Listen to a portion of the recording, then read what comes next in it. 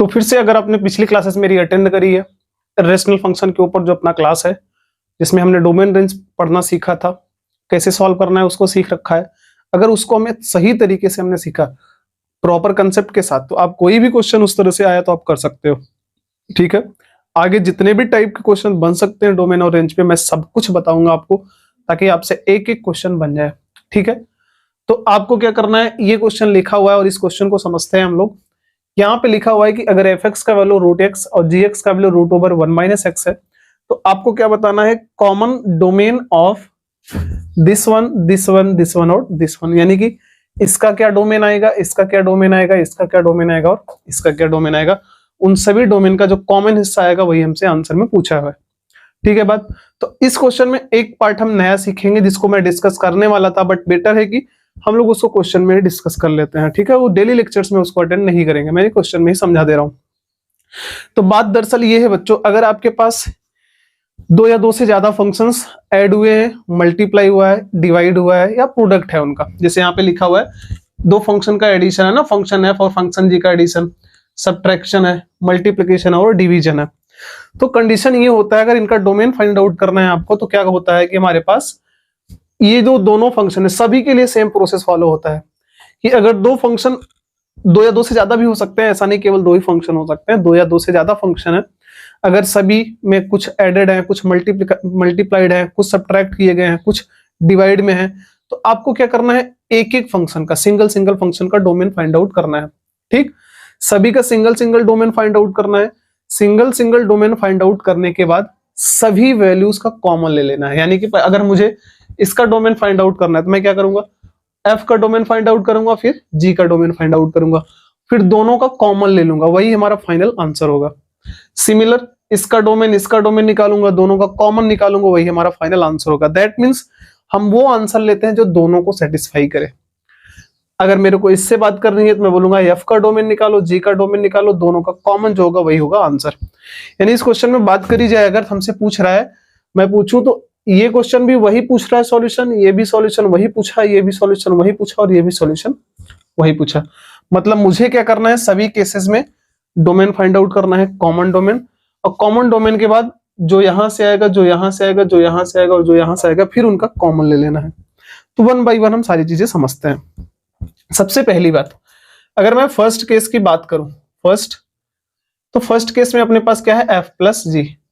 अगर इसकी बात करी जाए तो यहाँ पे क्या लिखा हुआ है, √x f की जगह, और gx की जगह हमारे पास लिखा हुआ है 1 - x। ठीक है बच्चों, अगर यहां से मेरे को बात करी जाए कि डोमेन कैसे फाइंड आउट करेंगे, तो हमें अच्छी तरह से पता है कि इसका डोमेन मतलब सीधा क्या है, दोनों न्यूमरेटर में है, अलग अलग फंक्शन दोनों न्यूमरेटर में है, और जब न्यूमरेटर में होता है तो हमने पढ़ रखा है रूट के अंदर का जो वैल्यू होगा, जो फंक्शन होगा, that should be greater or equal to 0। यानी कि पहले वाले ने क्या दिया हमको, x का value greater or equal to 0 होना चाहिए। दैट मीन्स 0 के साथ साथ ग्रेटर देन 0, यानी कि इनफाइनाइट तक हम ले सकते हैं। मैं दूसरे वाले की बात करूं, एंड 1 - x अंडर रूट के अंदर it should be greater or equal to 0। अगर मैं यहां से इसको सॉल्व करता हूं तो आपके पास क्या मिलने वाला है, x को मैंने उधर भेजा तो उधर उसके साइड लेस देन हो जाएगा, यानी आंसर में क्या आया।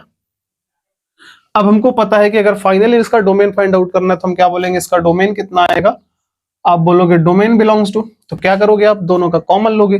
दोनों का कॉमन मतलब ये और ये का कॉमन, तो दोनों का कॉमन क्या होगा, हमने 0 को रिप्रेजेंट किया और 1 को रिप्रेजेंट किया।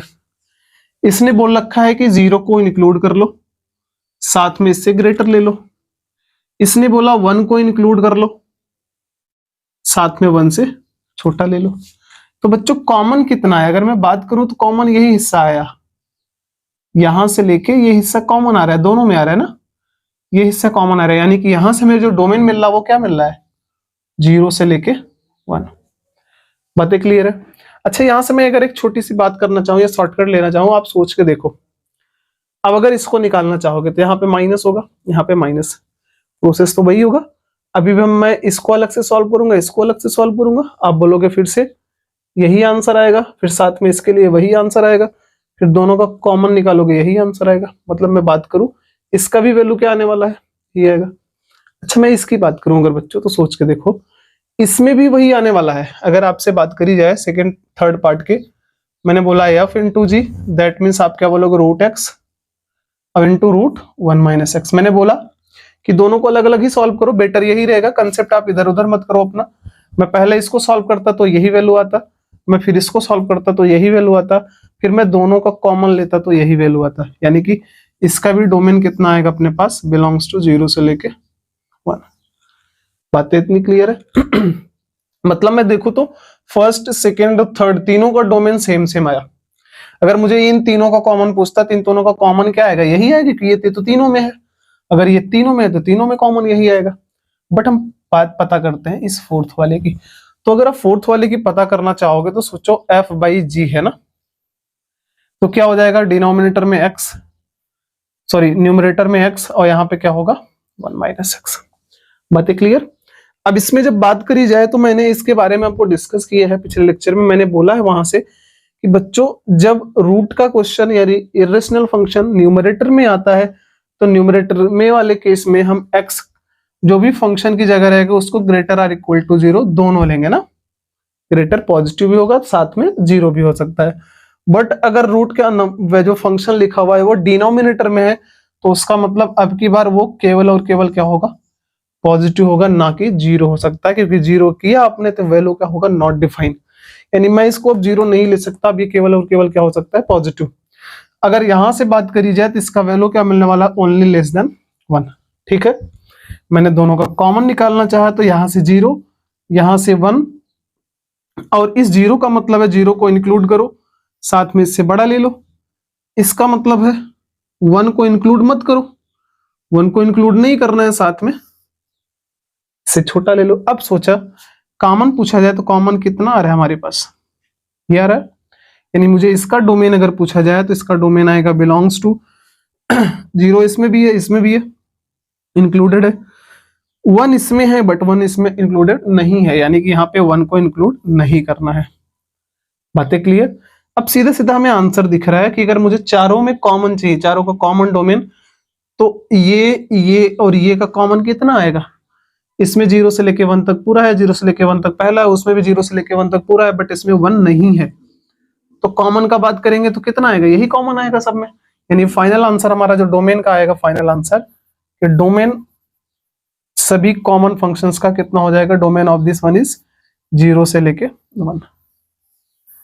ये क्वेश्चन पूछा गया हमारा जेईई मेंस में, काफी आसान क्वेश्चन है बच्चों, आई होप कि आप कर लोगे। अगर लेक्चर आप सही से अटेंड कर रहे हो, सारी चीजें अटेंड कर रहे हो, तो आपसे क्वेश्चन सब बन जाएंगे, एक एक क्वेश्चन बन जाएगा डोमेन रेंज का, कोई भी क्वेश्चन आपसे मिस नहीं होगा अगर आपने सही तरीके से कंसेप्ट को क्लियरली पढ़ा तो। ठीक है, अब इसके आगे हम अगले लेक्चर में मिलते हैं।